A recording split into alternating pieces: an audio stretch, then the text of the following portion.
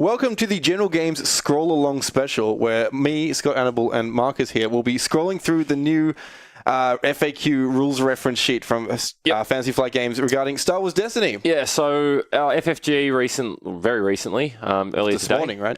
Yeah, there was some talk of it, I think, yesterday, late last night, our time, in another language, and there was a bit of, well, it's not in English yet, so it's not real, but so they've made some erratas, they've made some changes. We think mostly for the better. Oh, it's always for the better. Yeah, I think they've realised the state of the game, and definitely made some very positive changes. So we're basically just going to have a look through the updates to the FAQ. Most of it's pretty mundane clarifications. There are a like couple of big changes, which we'll get to in a second. So we'll just scroll on through. We'll go over the main points. We won't. Yeah, just look. We're going to be pretty brief about most of it because a lot of it, honestly, was common sense anyway. It just wasn't written down in like hard text. Yeah, which I like the rules to be Turing perfect. Yeah, so. Exactly, definitely. So I think the first thing we're just going to scroll through. So the first thing we get to is the dice leaving play is being changed. Yeah, so in the past, the rules reference and the tournament document contradicted each other, and they've just changed the language a little bit to make it all consistent. So. Yeah, basically just and more logical. I think the way you track dice, it's not a big deal. I think everyone played that way anyway. That's it. If you want to confiscate your opponent's upgrade, you get to choose which die goes. Yeah, you just pick the die, and you don't necessarily have to know what upgrade card it was attached to. That's it. The next thing they did was they clarified what manipulated means. Some people were confused whether you could carbon freezing chamber a die that wasn't in the pool, etc. They made sure manipulate means you can do everything but that. So it means you can hit a die that is not in the pool now. Yeah, of course. The next thing, set aside zone. The players can set aside a number of dice that match their deck. This is all just housekeeping stuff to make sure people don't bring 1,000 extra dice, or they need to bring the dice that come with a deck, or if they're playing Krennic, they bring the right die. Yeah. Stuff like that. Yeah, just obvious stuff. I think everything pretty much the same going through.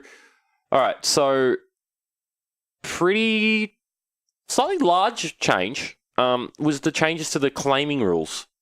So previously, after you claimed, you passed on all your actions, and I think most people assumed you couldn't use abilities. You couldn't do anything. But I don't think this is a functional change. No, I don't believe so. It's an extra bit of language that sort of outlines the fact that you can still do abilities. Yeah, so if you've got card abilities, if you've got things in play that allow you to do something that doesn't require you to play a card or roll a die, like Force Illusion. Yep, you still can trigger those abilities. I think it was weird. I think most people knew this anyway. Not subconsciously, but I think we understood that you could do this, but it was never super apparent. Obviously I can use my Force Illusion if my character's gonna die, even though I've already passed.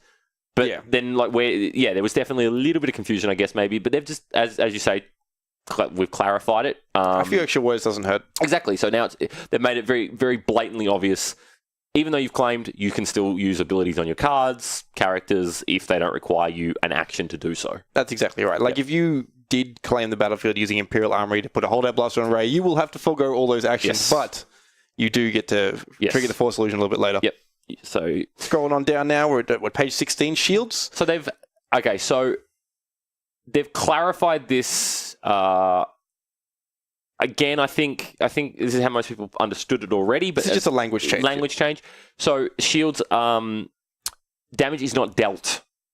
So the damage is blocked by the shields before it is dealt. So damage is not taken. It says here, each shield blocks one damage that is dealt to the character. So it is dealt out, it is just not received. So shields block damage before it is taken. Shields must be used to block damage if possible. Other effects of block damage do so at the same time and can be used before or after shields. They're the same as any other simultaneous ability. Yeah. This didn't change the rules of the game. No. It's exactly the same as it was. But it's in plain text now. It just clarifies things like now I'm the master. People might think that shields might stop that ability working. Yeah, and hunker down, that kind of stuff. Yeah, exactly. Yep. All right. Big, again, so noticing a trend here, a lot of these rules aren't necessarily change. They're just clarifications on what most people already knew or were able to ascertain from the rules that existed. So another big thing at the moment is simultaneous triggers, simultaneous abilities. Now, previously, it's still the same. Whoever controlled the battlefield gets to decide the order of simultaneous triggers when there's two people. Or two or more. Yeah, that's true. Multiplayer's a thing. So if your ability and your opponent's ability would trigger simultaneously. Whoever controls the battlefield decides the order in which they resolve. If there are 2 or more abilities, but you own both of them, or your opponent owns both of them, or all of them, the decision is given to that player, the person who owns them. That's exactly right. You have, regardless of who owns the battlefield, you might own the battlefield. I have 2 simultaneous triggers. I get to decide the order. A good example of this that does seem to come up a little bit, and people are always a little bit taken back if they don't know the rules, was actually Fast Hands Blackmail. Was an example of that. You can resolve the Fast Hands trigger, to use the Fast Hands trigger rather, to resolve the Blackmail die before your opponent has the ability to pay you a resource. They may even pay you the resource. They shouldn't. You won't do anything, but they have their God-given right, yes, they do, to pay you a resource. Obviously, we'll get onto it later. That seems like really, really bonkers and really strong. They've actually made some adjustments to the game which will make that less oppressive, I think, than it was at one point. Spoilers. Yeah, spoilers. Let's move on now. So now moving on. So nothing's changed there. Just, again, clarifications of the rules. Going on down to page 20 under the move keyword. Some effects allow players to move cards or tokens. They added a bullet point saying, when an upgrade moves to a new character, its die returns to the matching card. I think this was already in there. They may have changed some of the languages.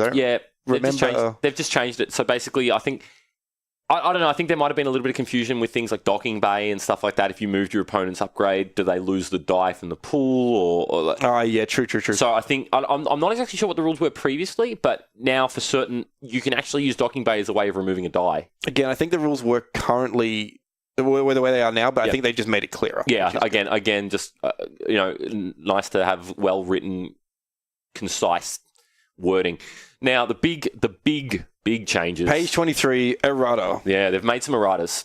Two erratas. 2 erratas. So we got the previous errata that happened immediately when the set first dropped. Well, we had Outer Rim Smuggler and Hyperspace Jump. Yep. They got the nerf. They did. But now they've added 2 to the list, and they're big ones. Ammo Belt. Ammo Belt and Fast Hands. We're just going to bring those up on the screen here. Yep. So we'll go with Fast Hands first. This is the big bad of the set. People are complaining about this card. Yep. There is 1 extra line of text. Yellow character only. That's a huge change. Massive change. Have you? I don't know about you, but have you ever sat across from a Darth Vader where he just rolled in or crushed your resources or just dealt 3 or resolved a blackmail perhaps? Yeah, exactly. That's the thing. So the card, still good, still strong, still great. No longer going to be on a Vader. No longer going to be on a Luke. Or a Poe. Or a Maz. No, it can still be on Maz. It can go on a Maz, but I generally would disadvise from doing that. Unless she has lots of dice, it's pretty wasted. Yeah. But I do like Fast Hands on Jabba. I do like Fast Hands on Unka. I do like Fast Hands on Django. That's the thing. You want it. Exactly. So this card kind of pushed Django out of favor. I mean, Django's still good. Django was the big bad of Awakenings. Like, they dealt with the Django problem by making everybody Django. Exactly. It's like when everyone's Django, no one is. No, exactly. So Django just stopped seeing play because everyone's like, well, I can just play Fast Hands on Vader and I have a strictly better Django. Yeah, you have a Django Vader Fusion Dance hybrid. But now Fast Hands is in a good spot, I think. I like this card now. To be seen, it's obviously yet to be seen exactly how much this is going to affect the game, but it's going to knock back some of the decks that have become quite oppressive. It's going to bring them down a notch, which means some of the decks that weren't so good because they just couldn't compete with the best decks. We were seeing Vader Raider decks that played 2 Vibro Knife, 2 Force Speed as the only upgrades, and that doesn't feel like Destiny to me. They cleaned up, in our meta anyway, they've cleaned up a lot of events. Because they play a Fast Hands, play a Force Speed, and then that's the game. Yeah, I watched a best of 3 between an Elite Palpatine and a Vader Raider that took all of 6 turns. 6 turns for best of 3 for 2 matches. 2-0. 2-0. 6 action, literally 6 turns, 3 turns per game. That was it. That was the game. So this change is big. It's really big, and I applaud. Look, I'm not a big fan of erratas. I don't think anybody is. It sucks that you've got a card that says one thing, but it actually doesn't. Yeah, I hope they reprint the card in a later set with the current wording. But so look, it might get reprinted. Not sure, but maybe it's pro mode. It's a change that needed to be made. Anyway, so that's one big change. That's probably the biggest change. The other big change is this one. Ammo Belt. This upgrade, which honestly probably should still be equipment. I don't know why it's not. Yeah. But it now says before a weapon upgrade on attached character will be discarded by a card effect, you may discard this upgrade instead. That's a huge change. It's a functional change in the rules. It's a change in flavor. It makes sense now. It makes functional sense. I mean, an ammo belt. Why could it have ever hit an ability? I never quite understood that. Well, that's exactly right. Like the people out there who are playing ammo belt with thermal detonator and infantry grenades, all 4 of you, this card is exactly the same. Nothing's changed. For everybody else, it's not going to work anymore. No, not at all. Not the slightest. All you second chances out there. Yeah. You only get 2 second chances. Big change. Not 4. Obviously, most obvious example, only real example, second chance and Han. Well, so exactly Han no longer has, in some instances, multiple goes at his second chance. Because obviously, you can bring second chance back with Scrapyard. With Starship Graveyard, yeah. Starship Graveyard. You could also bring this back with Starship Graveyard. And it costs 1 instead of 3. And theoretically, your game could go forever because you could never kill Han. And it does. It literally, there are games that get to a point where it is probably impossible for the Han player to lose. They might not be able to win, but it's impossible for them to lose because their Han can never die. And that interaction warps the game a little bit. Like, yeah, definitely. In the past, you'd go for the Rey and the Han Rey deck. Yep. But in Awakenings, because Rey is easy to kill, you don't want to waste damage on Han, so he's going to get his shields back. But now it's a sick race to get Han dead before he gets his second chance going. And then if you fall shy by a couple of damage and he gets the second chance, you've just lost. Yep. In a best of 1 format. That feels terrible. Oh, horrible. And I think, I applaud FFG here because this is a change that needed to be made, but they've done the timing's correct because by removing fast hands, changing fast hands, they're slowing down a lot of decks.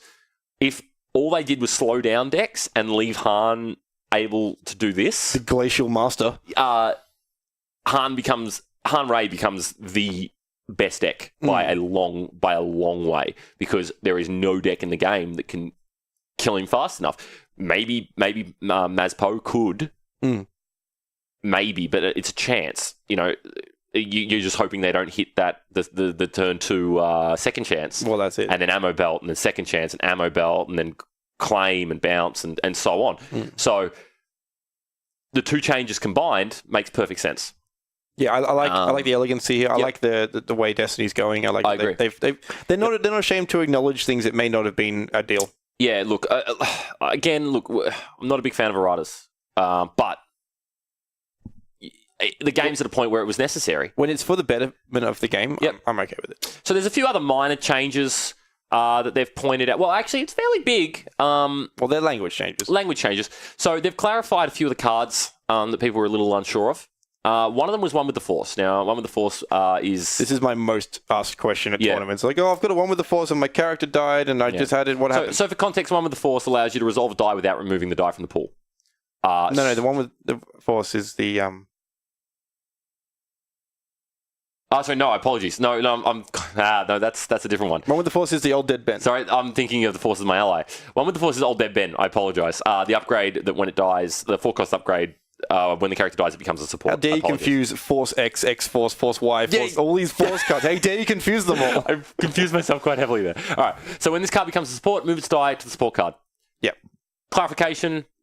That's it. That's actually a functional change. Now I think about it. Yep. It used to be when you stay in the pool. When you had the character and the character died, it used to stay in the pool. Now you move it, so it's a little bit worse. I think it definitely made it a bit worse because you could roll. You know, for instance, Rey was a big perpetrator. Rey would have a One with the Force. You'd roll in Rey knowing she was going to die. One with the Force die would be in the pool. Rey dies. One with the Force die stays there. You get to roll in Han. Utilize the One with the Force die, then roll it again. Maybe the trip focus, get 9 damage on Han. Exactly, so that's the thing. Then you roll it in again. Definitely changed it. That's huge. Definitely a change, and I think it's a good thing, personally. And it makes more sense. It's cleaner. It makes more sense. I like elegancy in design. I do. And to me, like I said, this makes more sense. So Qui-Gon Jinn, I guess people were a little confused about his ability. They've clarified that when this is different. When Qui-Gon Jinn has max shields, so 3, he doesn't say 3, it says max shields. Yeah. Well, maybe some foreshadowing. Interesting, yeah. You can still use his ability and remove one of them before gaining a new shield. I thought you always could. Because it's before you would gain a shield, remove one. Oh, yes, this is the old... I think you're right. I think this was the current way. It's a very contested topic. It was contested because some people would claim, well, you can't gain a shield because you've got maximum shields. Which means the ability to gain a shield is gone, which means you can't remove one and so on. They've just clarified it straight up. straight up, you have 3 shields, doesn't matter, you can still deal damage. Yeah, because the ability, again, cleaning up the game. Gaining the shield action will give you a shield on resolution. And what Qui-Gon does is before you gain the shield, you remove one. Hey, look, there's a spot for a shield. So you move it in. So, not quite sure exactly why they clarified this one, but Surgical Strike, which is a red card, remove a number of dice and the value value of those they're dice. talking about zero-cost supports. Yeah, of course. If there are any. If there are, which I don't think there are any, but who knows? Maybe there's a future set with some zero-cost supports. So basically, they're stating that you must remove some dice. You can't remove 0 dice and have a value of 0. Yeah, you have to remove dice and then count the value. Yep. If you didn't remove dice, your value is not 0, it's nothing. Yep. Yeah. All right. Asajj Ventress? So Ventress is the next one. Again, some of these don't make a huge amount of sense to us because I guess we've just assumed the rules were one way and never really considered them being a different way. Yeah, I didn't consider people have ruled it this way. Again, clarification. So for Asajj Ventress, which obviously requires you to discard 2 cards instead of 1, or discard an additional card to re-roll any number of dice. Basically, they're just clarifying that it can be just an additional card. It doesn't need to be a different card. So the contention here is some people thought that her ability made you pick a different card to discard instead of the one you're trying to discard. It's worse. You have to discard both. Yes. Yeah. All right, so moving on. What else have we got? So carbon... As we said before, they've outlined that Carbon Freezing Chamber can indeed choose a character die that is not in the pool. Not in the pool. So people were a little confused by this. A lot of people had... I think there was a sort of a split, fairly even split, where people felt that, how can you choose a dice if it's not in the pool? There was some language in the previous iteration of the rules that said dice in the pool are not active, and that was a little ambiguous. Further up in the FAQ, they've also tidied up they've given some clarification on what manipulation is. This is what we were talking about earlier. This is not... Choosing a dice is not manipulating a die. Correct. It's choosing a die. You're pointing at it and saying that die. Yeah. You can't re-roll a dice on the pool, but you can choose one. Exactly. All right, so moving on. Cargo hold. Cargo hold, again, not something we ever considered because we just assumed that's the way it worked. Moving and upgrade ignores play restrictions. Well, so this is interesting. This line of text here, which clarifies our suspicions, actually makes Sith Holocron, it makes its first line of text redundant. It says it ignores, well, not the first line of text, but Sith Holocron says it ignores play restrictions, but that's true of the game. No, there's different because Sith Holocron states play a card from your hand. No, so it doesn't. It says switch. That's why it says switch. Are you yes. Sure? Okay. And that's why it ignores play restrictions. Yeah, maybe. Maybe it's just there to further but again, emphasize... these are just clarifications. These aren't like erratas or text on the cards. This is just somewhere to look. The FAQ is a document to look at when you're not quite sure how a card functions. If you're not quite sure, double check the FAQ. It's probably in there. And it's just getting better and better. And honestly, this is their first whack at it. They're just going to keep getting better at it. So what else? So Force Illusion is another one that they've clarified. This is tied in with the earlier rules of shields. Change to shields. If you have 2 things that block damage, you can choose which order. So you can choose exactly. So again, with the simultaneous thing, so you can block So if you have shields and a Force Illusion, you can choose whether or not you want to block with shields or whether you want to use Force Illusion. Yeah. Again, I think that's just how we assumed it worked. Yeah, like that's. Well, it was never fully outlined, so I like that it's here. My ally of the Force. This is a very big change. This is a big one. This one says you can turn a die showing a focus to another one of its sides. So normally a focus, like in the previous iteration of the rule, a focus had to hit another dice. Yes, and in every other situation apart from my ally of the Force, that's the only way you can do it because you have to remove it and hit another die as part of resolve. Whereas this card doesn't remove the die, which means you can focus its own die. So with Luke, for instance, or huge with Luke, Luke or Old Dead Ben, one with the Force, you can use the focus on itself. So Luke's focus can turn his own die to a 3. Yep. Interesting change. They did reword some of the rules. They didn't show they reworded it just because it wasn't necessary. But it doesn't matter. Yeah. It doesn't matter. But they have reworded some of the ruling on focus, which functionally has no effect other than this card. Yeah. And this card is very powerful. It's even more powerful now. This is what I'll be honest. When I first saw the card, I was like, "Oh, that's really cool with focus." And then, then I read the rules. Never mind. So another pretty big one that has had some speculation either way. So training. Training obviously being the upgrade that allows you to make a character elite. Yes. A non-unique character elite. So at a functional level, training it upgrades the character from the regular status to the elite status. That means he gets a second dice from somewhere. Yep. Not from training. So now the question was, if that training is confiscated, what happens to the dice. And in the past, the rules didn't cover this. No, and there was definitely evidence either way. I think there was probably more evidence leaning towards the fact that you had to track the dice individually. Well, yeah, because that's the only way we had it was with upgrades. But this is, I agree that this should be the way it is now. And now it is simply that the controller of the character gets to decide which die gets removed. Because it's no longer elite. It was elite and now it's not. This is different to above where we talked about the dice having upgrades and having to keep track of them and not. This is different for that. A way to think about it is the die is not actually attached to training. No, it's not. Training itself doesn't give you the die. Training gives you the elite trait, which gives you the die. Yeah. So losing elite means you lose a die. You get to choose which one. That's exactly right. So it's tidy. It's a tidy way of doing it. And other than that, I don't think there's any other massive changes. Cruising on down past page 27. Here's a bunch of red. There is one big change. I do remember this one. FN 2199. Not quite sure what the ruling is, how they've done that, but if you roll in right batten, the right batten obviously being a card that allows you to roll it in, and then re-roll it. If you use Riot Batten's ability to re-roll, you no longer have the ability to resolve it using so a lot of people are confused about this from a design perspective because it feels like the Z6 Riot Control Batten is designed for FN 2199, but unfortunately, maybe somewhere along development, they figured it's just not worth trying to make it function properly. Basically, FN 2199 says when you play a weapon upgrade on the character, you can roll it in and resolve it. That's one ability. You can either do the whole thing, or not. So if you don't do the whole thing, you can move on to another ability in the queue.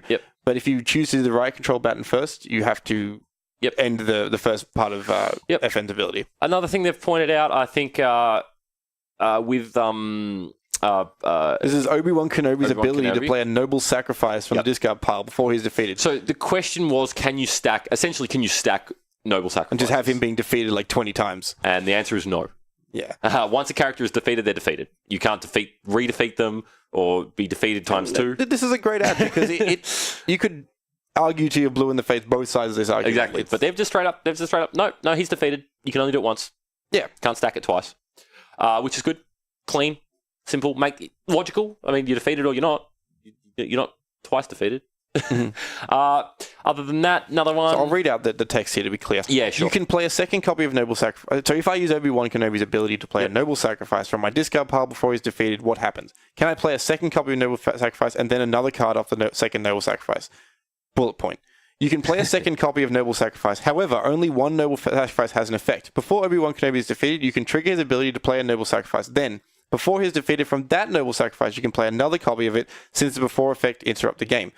Repeat this, then play another blue card you want from your discard pile or hand, then the second Noble Sacrifice resolves and Obi-Wan is defeated and you can choose an exhausted character. However, the second Noble Sacrifice that resolves does nothing since you can no longer defeat Obi-Wan, he's already defeated. So you can do the stupid chain thing where you keep defeating him, but it won't yield the results you want. You just wasted cards. Yeah, you basically. You played a bunch of cards and you didn't really do anything because you got the effect that you would have had anyway. Yeah, the second Noble Sacrifice triggers and then does the tapping, also the exhausting of a character, but then the first one is no longer able to do it because it's gone. So another clarification on the Outer Rim Smuggler, basically just re-clarifying the fact that you can only do it once in a turn. Well, it says, can I gain the resource from Outer Rim Smuggler when I play a smuggling to discard last card from hand? Because smuggling, you would discard a card to get a card back. And FFG have decided that does not play the last card from your hand. It is discarded. Yeah, it's just straight up discarded, And then the last one being Palpatine's ability.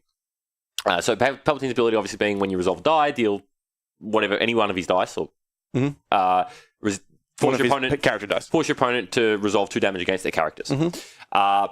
So now the question was, if you were to resolve one of his dice with anger, would you get the trigger? And they're saying no. Palpatine's ability only works when the controller of Palpatine resolves one of his dice, not an opponent. Yeah. So this is actually good grounds to discuss some other cards in the game that actually state when you resolve this, or there's a few dice in the game, a few abilities in the game. I can't think of exactly which one I'm thinking of off the top of my head, but that state when this is resolved, when you resolve this, do something, or something happens. Now, there is part of the resolution. So, example, Darth Vader Dark Apprentice says the special says deal 3 damage, then deal 1 damage to his character. It doesn't say when you resolve it. It doesn't say who. It doesn't care. It just resolves. If it's resolved, he's taking a damage. So Palpatine's the best example of this. It says when you resolve. So there are other cards in the game that say force an opponent to resolve a die. Mm-hmm. I'm forcing you to resolve a die, which means you're resolving the die, you get the trigger. But then there are other cards that say resolve as if, like a good example is sensor placement. That is resolve a die as if it was yours. Your opponent's not... So if I sensor placement a Palpatine die, he does not get the trigger because I'm resolving the die, not him. So that basically this very small section at the very end of the FAQ has set a precedent. Again, I think that's how we played it anyway. Well, it's how it's written on the card. It's just clarifying stuff. Like there's a few changes, but no drastic game-changing effects. So overall, I mean, there's no other... I think that's pretty much everything. Yeah, it's just credits and index. Overall, biggest change, obviously, the two erratas. They're going to change the game a lot. I'm looking forward to that game. Really looking forward to seeing what happens with decks. I think a lot of decks that weren't good previously are going to become very playable.